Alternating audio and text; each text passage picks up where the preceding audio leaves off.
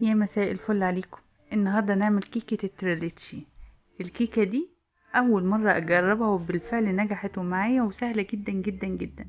انا عندي هنا كوباية لبن وكريمة الخفق كوباية برضو، ودوبت فيهم معلقة سكر. انا ما بحبش السكر كتير بس انتوا ممكن تزودوا. ودي كيكة عادية جدا جدا هعملها لكم فيديو تاني ببيضتين بس. كيكة زي اي كيكة انتوا بتعملوها بس هشة وجميلة. وهنا شلت الحواف الطبقة اللي فوق وحطيتها في البولتين الصغيرين دول. هنا بعد ما الكيكة تبرد هنسقيها بلبن بارد. اللبن لازم يكون بارد والكيكة فترة شوية. وهنا هتسقوها لحد ما تحس ان هي خلاص اتشربت حلو قوي قوي قوي. وبعد ما نسقيها هنسيبها تبرد في التلاجة لعند ما تتشرب الحليب. شايفين كده تحفة جدا. وسقيت كمان الحواف بتاعت الكيكة، كانوا عاجبيني قوي. وبعد كده جهزنا كريمة الخفق، هنحط عليها نص كوباية سكر حسب كمية الكريمة، وممكن تحط رشة فانيليا.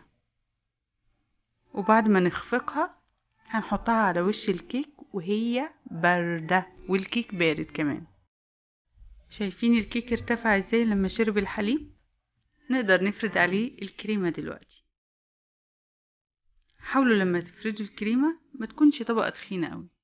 انا بحب على فكرة اقتصد وفي نفس الوقت السعرات، مع اني انا مكسوفة جدا اقول لكم السعرات الحرارية في الكيكة دي. شايفين هنا شكلها بقت جميلة ازاي؟ هنسيبها برضو شوية تبرد وهنحط عليها صوص كراميل. انا كان عندي التوفي الجاهز ده حطيته على الوش لان الكراميل بيبقى تو شوجر قوي. ما تقلقوش الاشكال دي انا هرتبها. جبت هنا عصاية الباربيكيو وعملت الشكل ده، بجد كانت تحفة اكنها سيمفونية انا بعزفها، بجد مريحة جدا.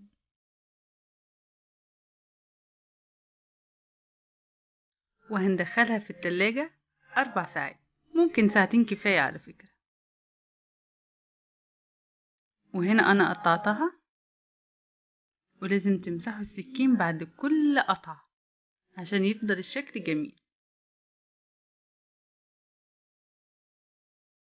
أنا طبعا عشان أولادي كانوا مستعجلين فأنا ما بردتهاش في التلاجة لأني اوريدي بردتها قبل كده. بجد أنا كنت مستمتعة جدا وأنا بعملها. على فكرة دي أول مرة أنا أعملها.